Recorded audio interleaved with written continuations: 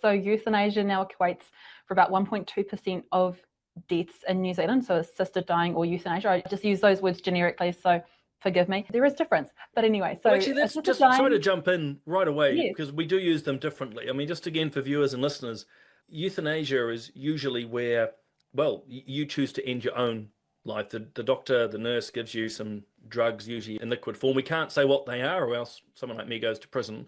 Euthanasia is where you choose to ingest and end your life, where physician-assisted suicide or assisted dying is where actually the doctor is actively involved. But we tend to use just the word euthanasia to cover them both. But anyway, there endeth the lesson. I've interrupted you. So what, 1.2% of New Zealand's deaths now are via euthanasia?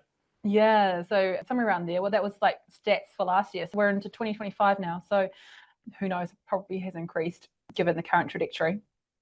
So there was an increase actually last year of nearly 28% of applications for the service as well. So last year there was 1,066 applications for euthanasia and assisted dying, bringing in the active number of cases. So both those who are in the pipeline and people who have died was 1,137 last year. So it's a lot of people, which is kind of concerning.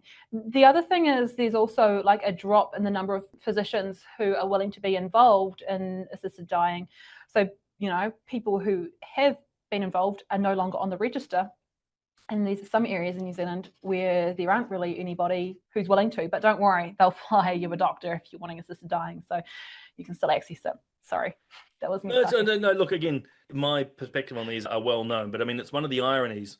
I would argue that euthanasia is fully funded, including they will fly doctors to you, but the likes of palliative care are not. I mean, woe betide if you're someone living in, I don't know, rural Otago wanting palliative care. It's just too bad. But euthanasia advocates will make sure that a doctor or a nurse physician is flown full taxpayer cost to you.